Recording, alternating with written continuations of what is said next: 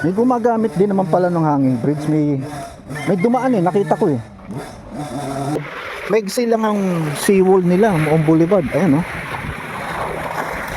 Sa ano yan? KC Oil pala. KC Oil tsaka yung oil mill.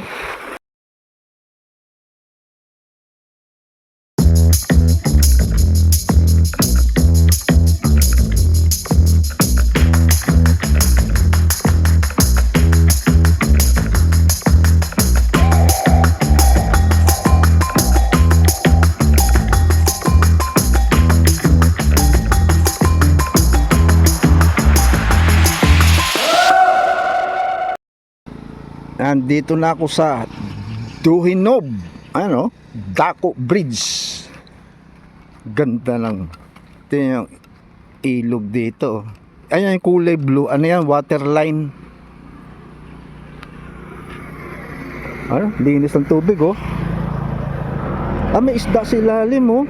Ayun. Kaya sa kamera hindi makita.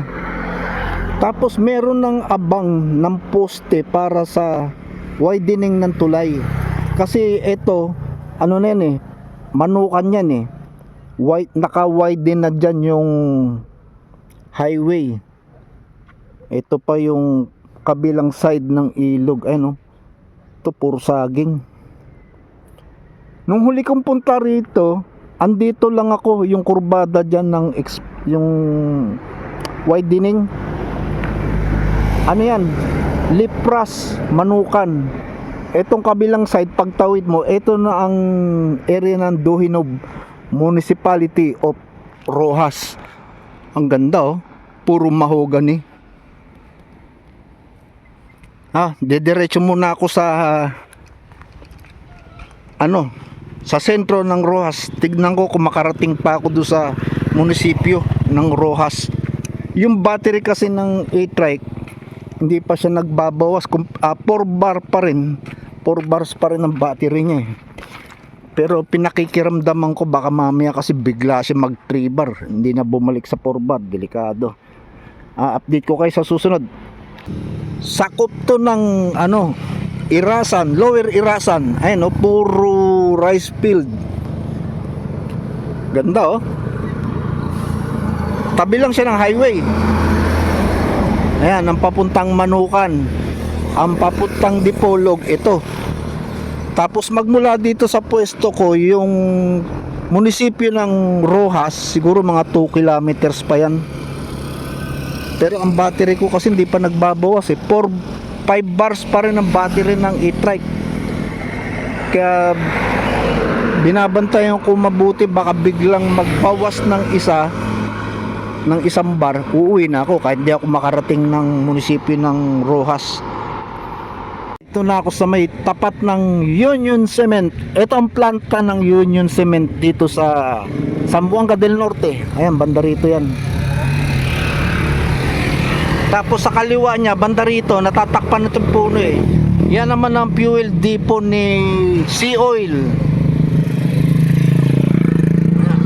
Hindi makita Abante natin para makita nyo yung Sea Oil. Ayun yung may mga tangke na yan. Yan ang Union Cement. Ang Sea Oil naman, ayun yung may tangke na puti na malalaki. Ayun kita rito yung logo yan ang Sea Oil. Tapos sa kanan, Union Cement. Ayun Irasan Bridge.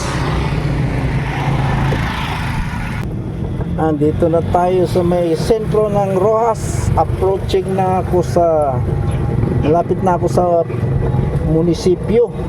Kaya kailangan kong kumaliwa dito sa kanto. Yan. Dahil nandito ang papuntang munisipyo. Ayan Ayan yung kulay blue. Yan ang istasyon ng pulis dito sa Roxas. Roxas PNP. Ayan naman ang favorite color ng PNP, yung royal blue. Ayan, tingnan niya. Yan. Tapos sa kabila niyan, andun ang munisipyo. Ito pala munisipyo, yung kulay pula. Andito sa kaliwa ko, nilagpasan. Kala ko yung nandito. Ito pala ang munisipyo, tingnan natin. Ay, sarapan ng munisipyo. Ayan President Manuel Rojas Municipal Hall. Yan ang munisipyo ng Rojas. Nakakuan lang ang bandera niya, oh. Tapos harap na siya ng dagat, oh. Ayan. Tapos ito ang plaza nila, yung kulay blue sa PNP. Tapos yung ibang building dyan sa mga ibang department siguro ng local government yan. Ganda ng plaza nila rito, oh. Punta tayo dun sa Boulevard. Andito na tayo sa may Boulevard ng Rojas High Tide. First time ko nakarating dito. Ngayon ko lang napuntahan to, tong area to. Maigsi lang ang seawall nila, Moong Boulevard. Ayan, oh. Ewan kung banda ron meron pa. Pero parang ito lang, oh. At high tide ngayon. Yun yung pier ng ano ba yan? Yun ang pier to. Pier ng sa ano yan? KC Oil pala. KC Oil tsaka yung oil mill. Ayan, oh. Aba ng pier. Mamaya puntahan natin yan. Gamitan ko ng drone yan. Mainit na, pasado alas 10. Itong compound ng munisipyo. Ito pala covered court yan, gymnasium ng Rojas. Tapos may isa pang building dun, ewan ko kung anong building. Tapos yung BFP, ito Bureau of Fire. Yan, ang ganda, oh. Ganda rito. Wala masyadong hangin. Maganda magpalipad dito.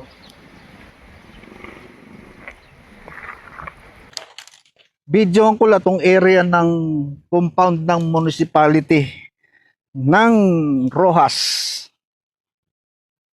Pwede na.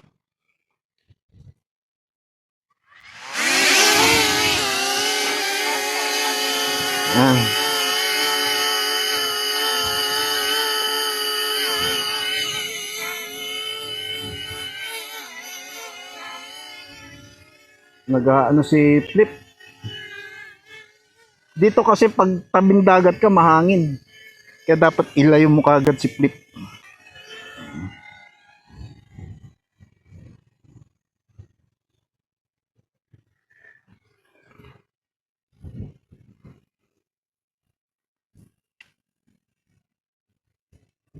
Dito sa kaliwa ang makikita yung kanilang gymnasium. Ayan, kulay blue. Gymnasium ng Rojas. Tapos ito naman ang istasyon, ito ang kwan ng BFP, Bureau of Fire Protection. Ayan. Nakikita ko pa si Flip. Asan ba si Flip? Hindi ko siya makita. Mababa lang siya, eh. Ayun. Ito na. Ang maganda naman ang galaw niya. Medyo humahangin.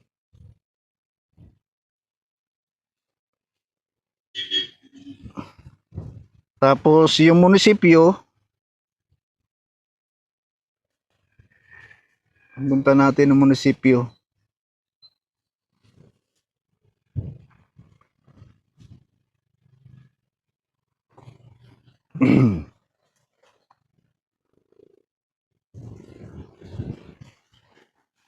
Yan ang munisipyo. Baba natin camera. Munisipyo ni Rojas. Nakahapkon lang yung flag. Bakit kaya? Sino kayang namatay?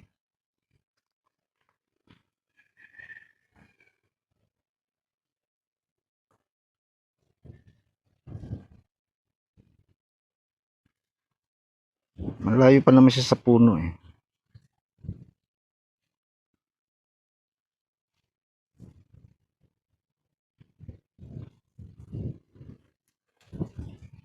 Ayan.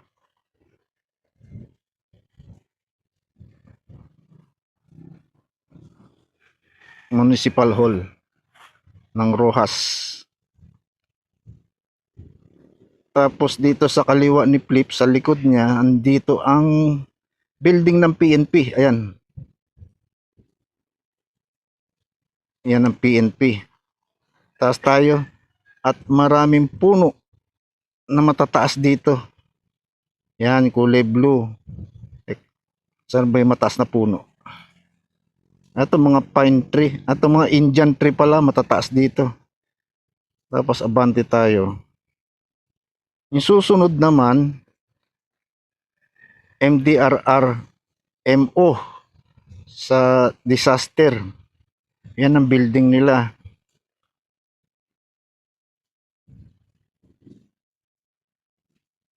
Tignan pa natin yung iba. Mas maganda pa ang kanang Rojas. Meron silang sariling plaza dito sa harapan nila. Kasi malaki ang compound eh. Yung sa Manukan kasi maliit ang compound nila. Tapos nandito ang tennis court. Tennis court ba yan o para sa pickleball? Kasi nauuso ang pickle. Uy, ano ba yun? Swimming pool? Ay hindi, bubong pala. Tapos may mga building dito, mga kung anong saan yan, anong office yan. Karamihan ng mga structure dito sa mga government pa rin yan. Siguro iba-ibang division o department. Ayan o. Maganda tong compound ng Rojas. To ano to? Babata. TESDA. TESDA pala yan. Tapos sa likod niya, puro mga bahay na. Ayan o, mga residential na. Ang ganda o. Tapos yung gymnasium, covered court. Ayan. Ang ganda. May plaza pa sila. Sa Manukan, walang plaza. Buti pang Rojas, may sariling plaza.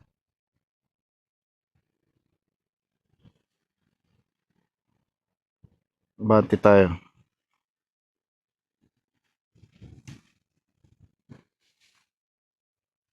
Tapos, halos tabi na siya ng seawall. Ayan o. Ay, may basketball court pa pala rito. Punta natin ng seawall.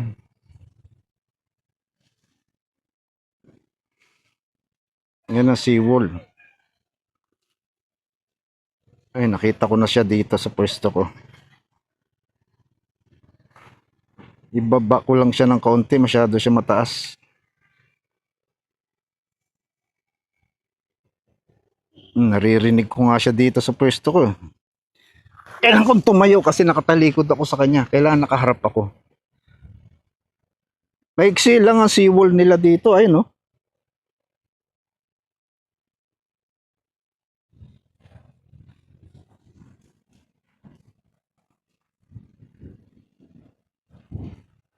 Ayun lang. Maiksi lang talaga, oh.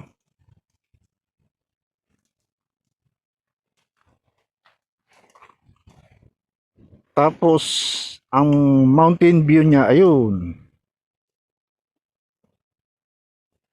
Ganda. Puntahan ngayon natin tong port ng ano to eh, port, dalawang port yan. Yung isa para kay Sea Oil. Yung isa do sa oil mill. Lilipat lang ako ng pwesto. Para mas ano yung 34 meters ang height niya.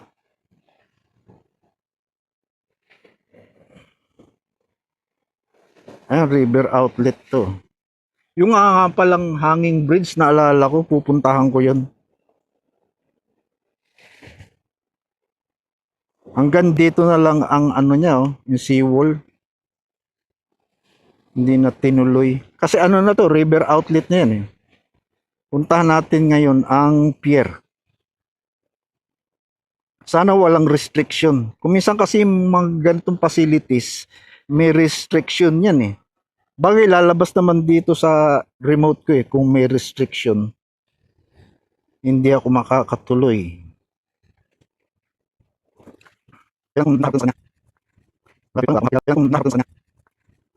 Malapit pa lang, wala pang half kilometer, 450 meters pa lang ang distance sa akin at nasa line of sight ko si Flip. Etong unang pair na to, sigurado ko do sa oil mill to eh.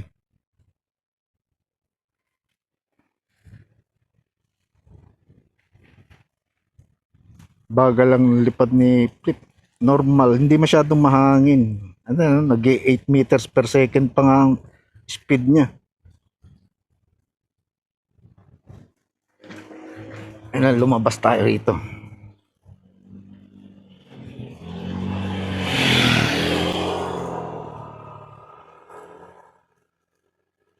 Yan, yung unang pair para dito sa oil mill yan. Kasi yung susunod na pair, kay ano yan, kay Sea Oil.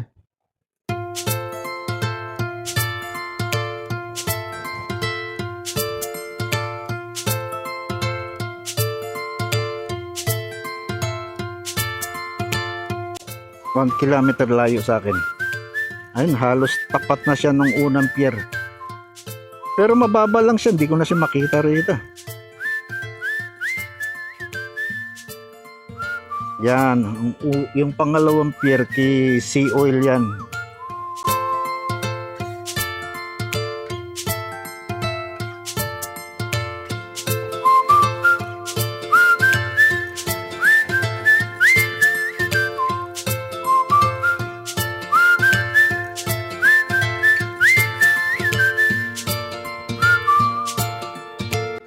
One point 1.2 kilometer ang layo sa akin. Baba natin konti camera. Yan, kung magkarga o magdiskarga na lang is dito sa port na to.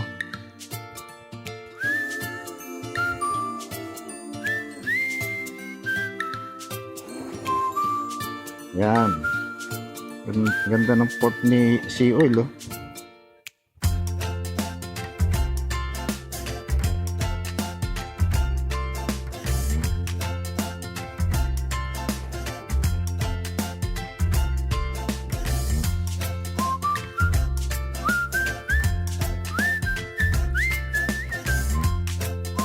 Ayan, oh. Ayun, yung mga tangke niya ng mga langis. Yan, kay Sea Oil. Magkatabi lang sila nung oil mill. Ano ba pangalan nitong ano yan? Dipolog Oil Mill at ang pangalan niyan. Mamaya nga pag uwi titignan ko yung pangalan niya.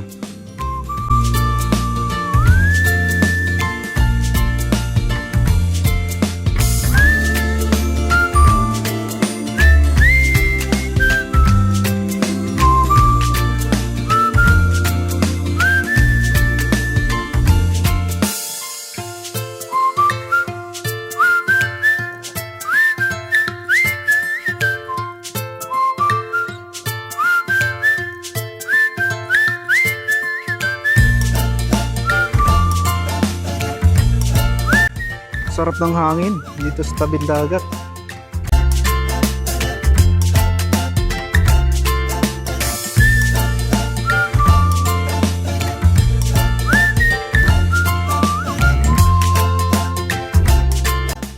One point 1.27 26 palapit na siya sa akin, pero may get 1 kilometer pa rin.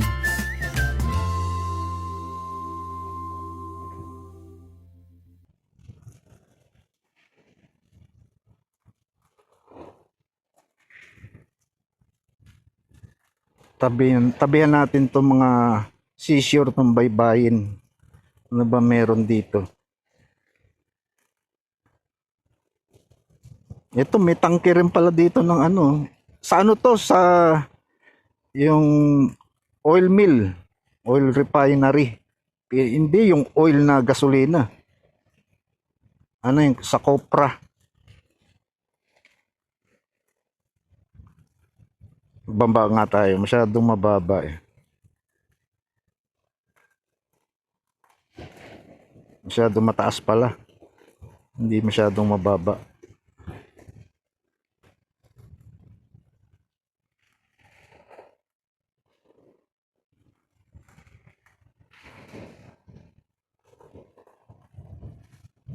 Inisip ko paano kung pupuntahan yung hanging bridge. Hindi ko alam yung daanan papunta dun eh.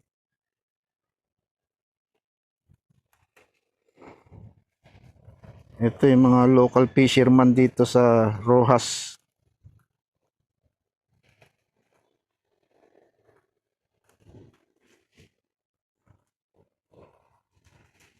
Ayan, palapit na ako sa ano ba to? River outlet. Tignan ko lang kung mapuntahan ko yung river outlet, yung hanging bridge. Kung manggagaling ako dito sa river outlet. Pero kailangan mataas kasi maraming puno dyan eh. Uy, 39% na lang. Ang bilis niya na lobat. Ba't ganun?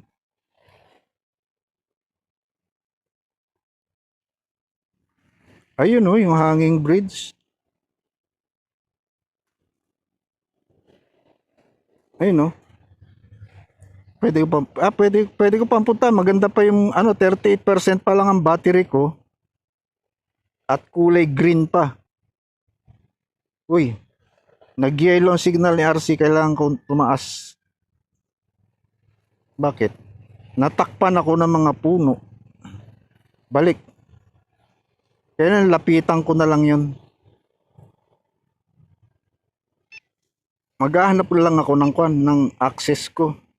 Access road papunta sa hanging bridge.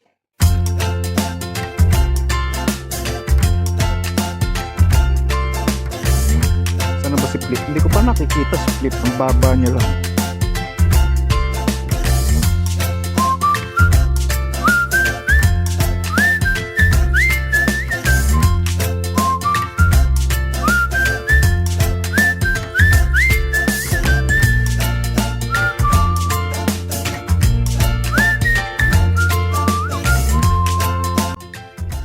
Ano ba siya? Hindi ko pa rin siya makita. Ayun na, nakita ko na. Baba na natin split.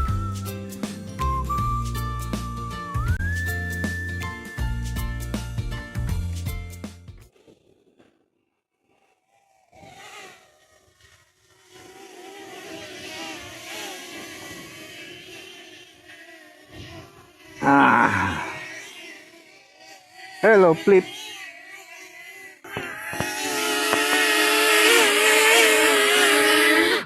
Yun.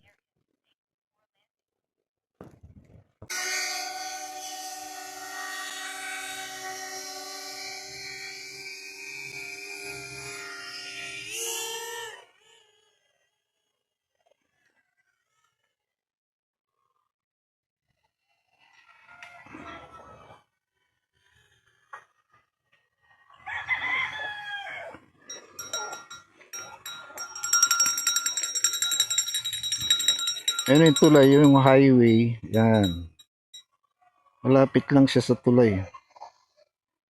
At kailangan surveyin ko na. Mag-survey muna tayo. At baka mamaya may kabling dadaanan siya. Patay. Bagsak niya sa ilog. May nakita akong kable. Malapit dito sa tulay. Saan ba yun?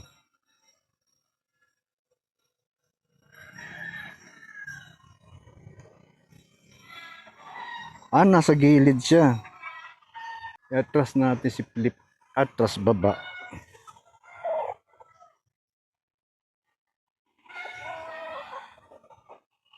Atras baba. Yung bababa niya walang kable. Taas natin camera. Ayan yung kable sinasabi ko. Ayan no. Nasa baba niya na nga eh. Buti tinignan ko. Meron ko nagtuloy-tuloy ako ng di yari. Sabit si Flip. Atras pa Flip.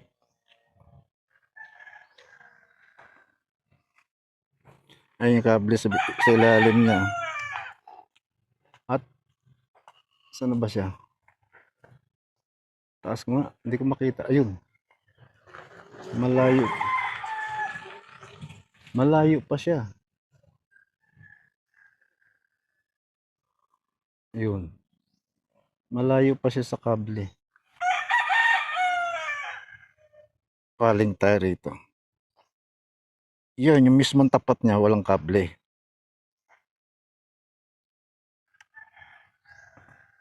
Yung likod niya, malayo pa naman ako.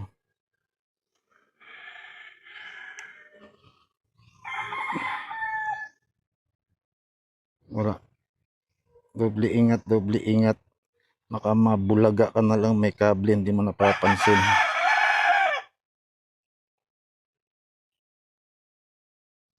Ayan na.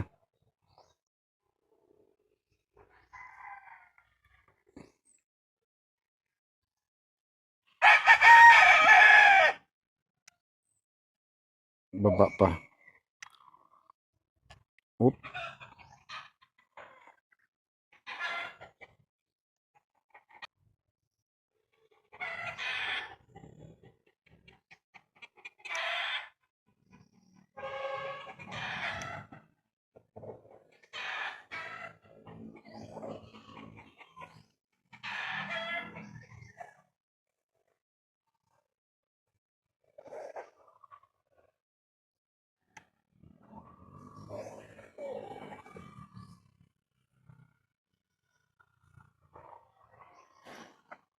Malayo na siya.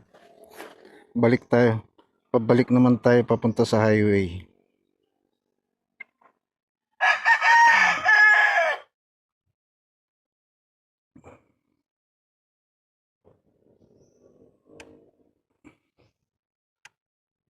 Baba.